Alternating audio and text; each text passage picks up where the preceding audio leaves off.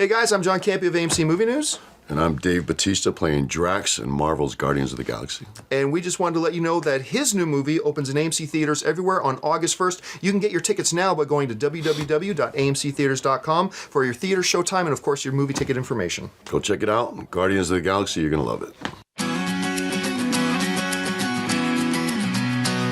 Hey everyone, welcome to AMC Movie Talk for movie fans. I'm your host, Ashley Mova, and this is The Daily Show, where we give you all of the latest news from the world of movies, plus a little bit of insight into what it all means. Leading off the show today is AMC Movie News Senior Editor, Amy Rose Eisenbach. Hey guys, welcome back to Movie Talk. I'm a little sleepy today. We saw Guardians again. I'm proudly wearing my Groot pin, who, as I mentioned yesterday, I want him to be my bestie because he just gives me warm and fuzzy feelings inside. So I hope you all see it tonight. It's a fun time. Also here, writer-director John Schnepp. I am not Groot. What's going on? Yeah, I saw Guardians for the first time with all the normal folk like you, and I enjoyed it. It's very fun. Rocket is my new friend. Also your AMC's very own Alicia Malone. Say hello to my little friend. I saw Guardians a week or two ago, but I loved it. It was good fun. And I love Scarface. That was a pretty good impression. I like your little Aussie accent in there. Tony Montana. Scarface, the Australian version. All right, guys, we're going to do kind of a slow news day, so we're going to do all Twitter questions today. So Miss Ashley Mova has some picked out just for our panelist pleasure. So let's see what's up for today. James Hollick writes, after seeing Guardians of the Galaxy, where would you rank it among the other Marvel films of the year? Thanks. Good question. Now, are we going Marvel proper, or are we going all of the above? Because I would still say X-Men Days of Future Past is my favorite of the year.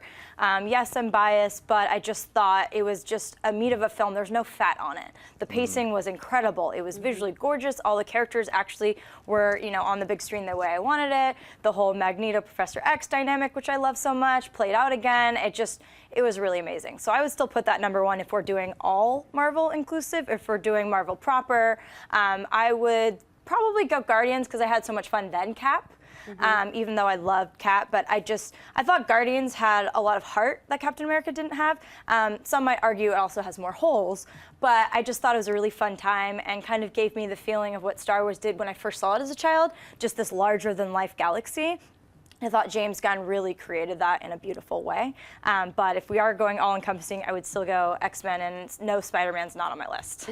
Snap, what would you say? Spider-Man 2, right? Yeah, Amazing Spider-Man 2, guys, right? That's what I was going to say. Yeah, all-inclusive, I'd stick with X-Men Days of Future Past as the best Marvel movie of the year. If it was just the Marvel Cinematic Universe, I'd go with Captain America 2, Winter Soldier was by far the best Marvel Cinematic Universe movie. And then Guardians. That's the only two that were released this year, right? So far. So far.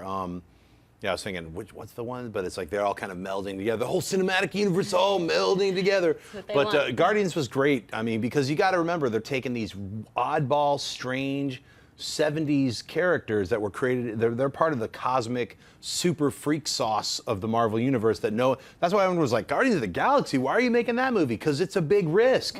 And all of the side characters are also giant risks to introduce. I mean, what's next? Dazzler? Why not? I mean, because they got a home run with Guardians of the Galaxy and introducing Nova and all these other characters that are really of the time, the 70s. I mean, even the secret ending, which I'm not going to spoil for you, is something that, I can't even talk about now that I brought it up. But anyway, go see the movie. What a tease you are. What a tease, I know. Another 70s character shows up. Whoops. Yeah. But Captain America, the Winter Soldier, for me, was what I really wanted from a Marvel movie. It was incredibly well written, tons of amazing action, a movie, not just a Marvel movie. So, Alicia? I agree. For me, it's Captain America Winter Soldier. That's a film that really surprised me by how much depth it had. I loved the 70s political thriller angle they did with it. I loved all the characters. I like how they destroyed S.H.I.E.L.D. I didn't see that coming at all. Guardians is a really good time at the cinema, so that would be my next choice. And I love X-Men as well, just the way it was all put together. I thought it was really well constructed. But I do think it's interesting when you're talking about 70s. We've got the 70s sci-fi coming back with Guardians. We've got the 70s political thriller with Captain America.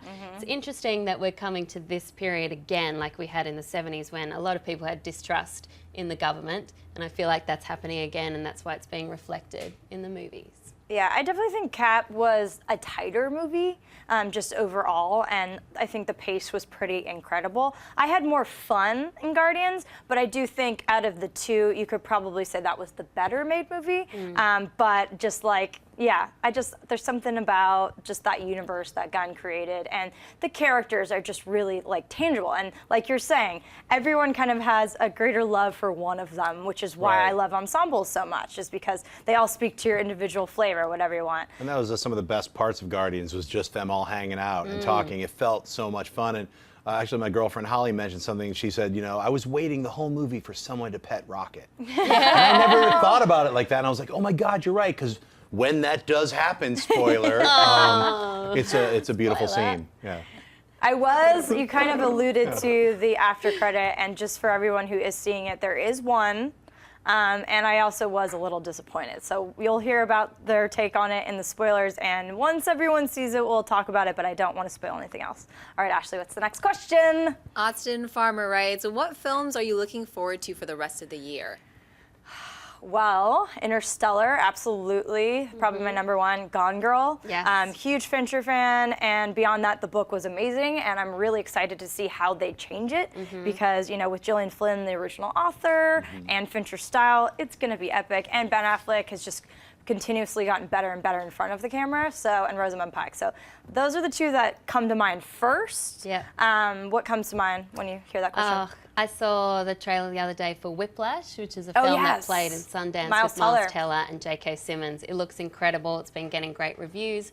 That comes out in October. And also, I saw the trailer for Birdman. Did you see the extended trailer for that came out the other day? international one, yeah. Oh my gosh, this looks amazing. It looks exactly right for Hollywood today.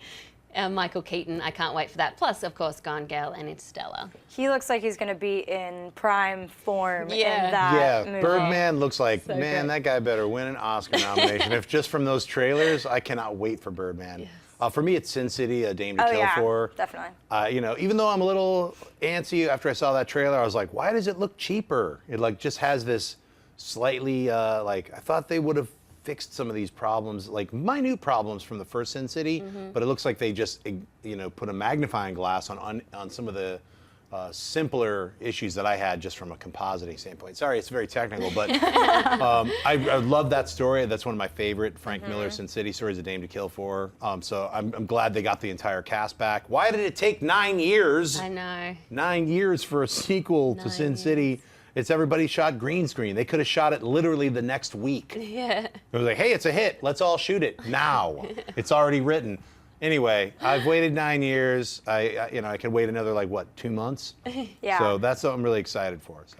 I was supposed to do the junket this weekend, Yeah, and I'm of course, seeing it tonight. the only screening that they gave us, international folk, was during my Arcade Fire concert that I'm going to. So Miss Chrisley's going to cover that, and she's very, very lucky to talk to, because Frank Miller and Robert Rodriguez are going to be together, and that's like Geek Fest. So I know. I got to visit the set of Sin City too. It was just a lot of green. Yeah? Still, it was Did they cool. key you in somewhere? Like, I'm wish. Venetian blinded. I would love to be in one of those movies just to say that dialogue. Yeah. Oh, not that I can act, I'm but it'd just be sure all cool. the fans would love to see in one of those movies too, the way they I treat think one I could do another.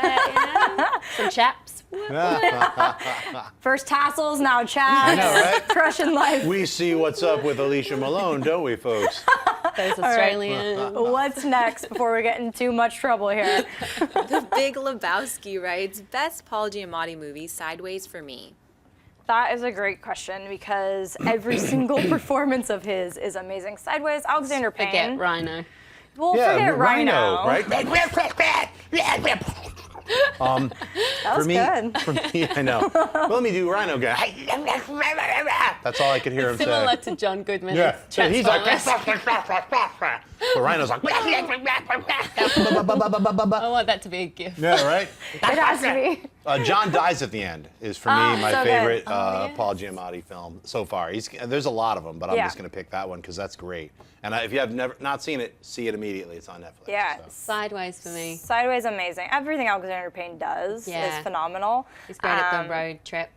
He does like those road trips. Win-Win was also another really, really good one. Ides of March was another really good Yeah, one. American Splendor. Yeah. American Splendor. Yeah, Thank that's you. a That classic. would be my runner-up. Yeah, I American think I was Splendor. introduced to Paul Giamatti in Sideways because Yeah. that was one of his first big roles in a major movie. Yeah. And then I went back and saw American Splendor. I was like, this guy Yeah. is amazing. He is amazing. That was the year of the. Oh, go ahead. Yeah, go ahead. That was, I think, the year of the double crumb because the American Splendor and then Yeah. the documentary about There crumb. was. So yeah, all this crumb, Double you know, crumb. double crumbs. I was like, I didn't know anything about this guy till just now. No, This he's is everywhere. amazing. I love Sideways so much because his character was like not a good guy by nature, you know, but they made him so full of depth and like dimension that you still empathize with him, which is so hard to do when you're seeing him do these kind of evil things, stealing from his mom, like Yeah. all these things, and he's a writer struggling. Like it was very relatable in so many different walks of life, and I Made me thought want that's to drink great. wine.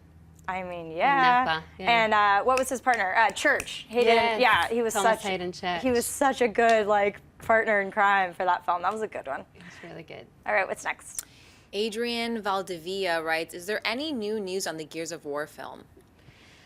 No idea. Yeah, I haven't heard anything. I mean, Assassin's Creed's been quiet as well. Warcraft has not been quiet Right. because we Yeah. saw the little teaser, and I think it's going to be phenomenal.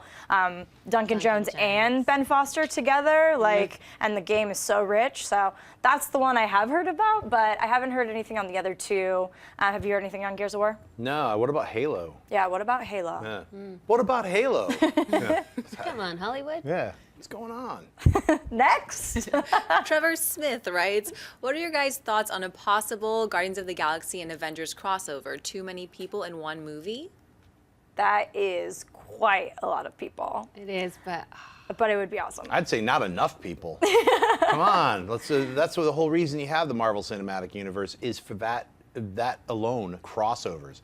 I was suggesting do like a Secret Wars, do like some big, massive thing where you have like 30 characters all like, I'm on their side, like Civil War. Marvel Civil War would be pretty That's why epic. you have the Marvel Cinematic Universe, because any one of these other characters could pop up in the movie. And that's what Yeah. makes it exciting and binds it all together. Yeah. You know? yeah, I'd love So- to see them just cross paths at some point. Yeah, and just have the ship like, hey, what's up, guys? You know, Yeah, whatever, or you Tony know. Stark making some comment about Rocket or Yeah. Groot. I think that would be hilarious. Their banter would be pretty spectacular. Star-Lord, I mean, yeah. that's the hope. It just has to be in the right hands because, as we've seen with Avengers, as we've seen with Guardians, the right director can give the proper And amount of screen X-Men. time. X-Men, of course. had so many characters, and I they mean, did that so well. that's the epitome of a huge ensemble working really well, but it just has to be in the right hands. Otherwise, it can be diluted. But if everyone has their character moments and then the good banter, because like you were saying with Guardians, those are my favorite parts when the crew's together and their banter, and it's just like it's fun. It's a good time, and you wish you were sitting there in the circle with them, you know. Right. And that's- So with the right hands, it could be done masterfully well. And that's the bit that gets me excited about Avengers too, just those images of them all hanging out, even Yeah. out of their costume, because that is the best part of Avengers, was all the banter between them. So yeah, Avengers and Guardians together, I'd love to see that. Yeah, And the put- Marvel press line, they're like really, they love each other, and Great that is friends. apparent. They're just arms around each other, you know. I was about to cook her, but yeah, they're just fun, and I love the addition of Quicksilver and Scarlet Witch because we already have this huge pack, and like Hawkeye hopefully will be with the right team this time. Yeah, Yeah. plus they're like, as everyone says online, they start out the movie in Wakanda. So what's up, T'Challa? That's happening. Black Panther is who I'm talking about. Oh, They yeah. T'Challa. It needs to happen. It's time for Yeah. Black Panther. What is next? Tommy Granger writes, hola guys, bloody marvelous show. Favorite buddy cop duo? Whoa. It's a good one. It's a good one. I'm still gonna go Martin Lawrence, Will Smith, but I do really like the 22 Jump Street, 21 Jump Street, like Jonah Hill / because they're buddy cops, and I think that Channing Tatum, we are all like, he's not gonna be funny. He's really funny. He's Yeah. really funny. We all knew Jonah Hill was. So for this generation, I think they're probably great, and I'm really excited for Let's Be Cops. Oh, yeah. Yeah, I was gonna say Let's Be Cops, Yeah. but that's, you know, for me it's Lethal Weapon. Yeah, That's like Lethal the Weapon's ultimate good. buddy cop movie. So movies. So For me, it's Hot Fuzz. I Right love on. Simon Pegg, Nick Frost in everything they do, and I love them as Nicholas Angel and Butterworth, I think his name was, Right. and the way they work together. And it was a spoof of a lot of those kind of Lethal Weapon movies. So those two I thought were hilarious. Did you like World's End? Yes. I like how they flipped, because usually, you know, Simon Pegg is like the one, Nick Frost is kind of the doofus, and then they swapped, and I thought Yeah. that was really clever. Yeah, and it alluded to every other one of the films in the Cornetto trilogy, and it brought it all together. Edgar Wright's a genius. We love you, Edgar. Yeah. Don't get us started on Ant-Man. We love you. Edgar.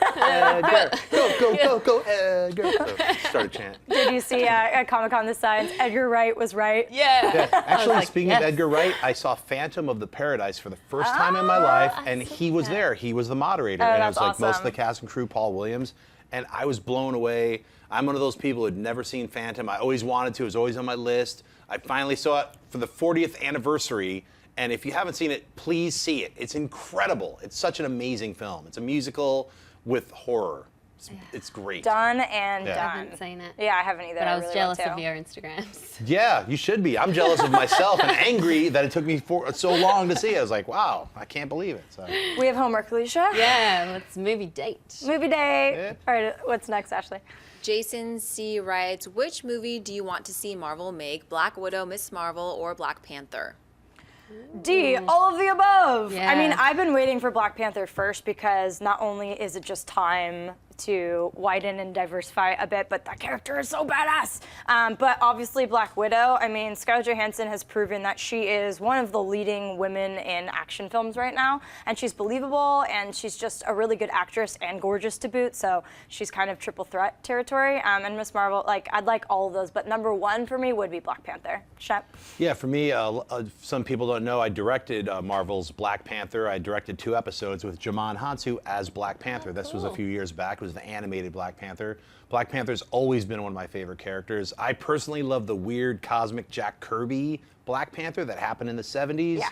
Check that out if you want to see some freak style stuff. But yeah, Black Panther is such an amazing character. I think they're using vibranium for Ultron, so they're bringing all of that stuff in. It's going to happen. I would love to see a Ms. Marvel film too, but Black Panther's highest on the list for me. We are going down the 70s path for Marvel films, Yes. so So that'd be come cool. on. I'd love Alicia? to see any of those, because one thing that Marvel needs, it's diversity. We need to see a standalone film for a female, and we need to see a black superhero. It's time. It's Ready, time. Yeah. 2014, come on. And Black Widow I thought was really interesting in Captain America, because you finally got to, Captain America 2, you finally got to see a little bit more about her backstory. I want to know more about her too. So any of the above, I'd be so excited for. Yeah, she really won me over, because, you know, when she was first introduced in the Iron Man series, it was like, they didn't really utilize her the way I wanted them to. Right. Avengers, she was good. You know, that one scene that she kind of won me over was when the Hulk was chasing her, Right. and I actually saw fear in her face, and she just, like, she became that character to me. But then Captain America, it's just like, okay, now I'm fully on board. I believe in what you're doing. So I would like to see a standalone. And as we saw with Lucy, the demand is high. Yeah. So She's let's a hope star. she's a star. All right, what's next? Sylvieski Perez writes, what genre should Tarantino do next? Oh. Anything. Well, he's threatening to do science fiction. That's what he was Oh, like saying that in one would of be his cool. most That's a good recent threat. interviews. He was like, "Yeah, I got a sci-fi story. I'm kicking around. It's not an outer space story. It's on Earth." So he's already like telling us it's going to be like an Earth sci-fi story. So I don't know what that's going to be. Is it going to be mutants, tremors, an alien lands on Earth? But whatever, it's or just in the future, like a Western in the future sci-fi style. So. You know, if I would guess, it would be, my guess with Tarantino would be like some kind of an Outland style thing where it's not really aliens. That's not part of it. It's more just humans fighting humans, but in the future on Earth. So that sounds cool. That sounds awesome. I would love to see him do sci-fi. I mean, he's just the master of the genre. He's a walking encyclopedia. When it comes to movies, he's seen everything. He's even seen really obscure Australian movies I've talked to him about before. He's done the exploitation movies, done the Western. I can't wait for the Hateful Eight. So, yes, I'd love to see sci-fi, anything really from Tarantino, but sci-fi would be really interesting. Truly anything. And just like, yeah, he's just such a distinctive filmmaker. This is his 8th feature film, which is crazy to me, because he's already like cult classic for eternity. Like, he's just one of the best, and you just trust what he's doing. I am really glad that he's going back to spaghetti western.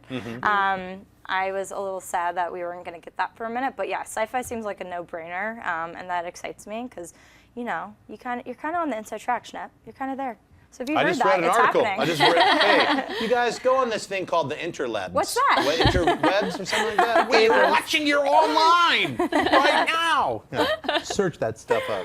Google. Google. All right, a couple more. Okay, Corey Morris writes, I heard the Deadpool movie has been greenlit, but with a PG-13 rating. Is that true? If so, what are your thoughts? I have not heard that, and if that happens, I don't want it. The thing about this character is that he's very violent and graphic, and it cannot be diluted with a PG-13 film. I think the filmmakers know that. We saw the little test footage, you know, which was really great, and he was cussing a lot, and that was not PG-13. So I'm hoping that they would. That's just out. That's crazy. I would not want to see it. I'd rather it not be made than PG-13. It has to be R. Thoughts? Yeah. Totally agree. Yeah, I mean, that test footage was great, and it actually made me want to see a Deadpool movie. So I think, and anyone who saw that, who actually likes the character and saw that footage, was like, yeah, they finally nailed that character. Where's the movie? So now we don't need someone to, tinker around and be like, well, let's try to figure out a way to get the whole family involved with the murdering psychopath Deadpool. The whole family should be seeing that. I don't know where people's heads are at. Make it cheap, make it R-rated. Everyone's going to go see it. You'll make your money back. Yeah, I'd love to see that because I don't know too much about the character, but that test footage made me really interested and intrigued, and seems like it's got real edge to him, so I can't wait to see more. And it's very much like the material, the source It's like the material, comic and book. that's why Ryan Reynolds is perfect for that. A, and B, it's like, yes, you're going to do this character that we've waited for forever, justice. So I hope they continue down that path, and it needs to be R. You heard it from here. Yeah. And funny. It's a comedy. It's supposed to be funny. Yeah, it's supposed to be funny. He's a breaking the fourth smartass. wall. Yeah, like just do it how it's supposed to be done, like in the comic book that it's based on. You know, it's like that's not rocket science. No. So It it's sure like, isn't. We've got to rediscover this character, and like, hang on a second. R-rated comedy, Do it. violence. Yeah. Go. Go. What's next? Ryan Nelson writes, why hasn't David Fincher been recognized with more Oscar nominations? 7, Fight Club? I mean, this question can be asked with, directors, Johnny Depp, actors, all across the board. Like, Marty Scorsese. Why it takes so long for him. He won for The Departed. I mean, I Which I love The think was the Departed, best of but his it was movies. not my favorite either, and it was a remake, Internal Affairs, which was still a fantastic film, but there's so many other ones I would have Raging picked. Bull, Lost to Ordinary People. I mean, there's so many that Goodfellas. it just doesn't make sense. So it just doesn't make sense. I mean, there is a formula to the Academy. It is not that hard to kind of predict where they're going to go. They like social causes. They like underdogs. They like true historical events about America and different things like that. So it's not that hard to see it, but there's, snubs or just, I mean, we talk about this in the Best Actor category all the time, why has Leo not won? But then you look, as John always points out, who he's up against in different roles, and there's amazing talent. So it's not like it was a snub. I do agree that he should have been recognized a long time ago. But yeah, it's unfortunately the competition's really stiff, but for people like Fincher, he's a visionary, but his films are also very niche, so it doesn't always speak to a wide audience. And some of the other films, look who won last year, 12 Years a Slave, I mean, all the Big Gravity, these are a little wider. Something else you have to do if you want to win an Oscar is a lot of campaigning, a lot of shaking hands, a lot of press, a lot of Q&As. Fincher doesn't like doing that. He doesn't. Love that man. It's hard for him to campaign against other directors who are willing to do that or have been pushed to do that. Well, ultimately, depends on the year as well. Yeah, the test of time is what is the ultimate failure or success of any film. So it's like whether it won an Oscar or not doesn't matter in 10 years. What matters is people like, have you seen this movie?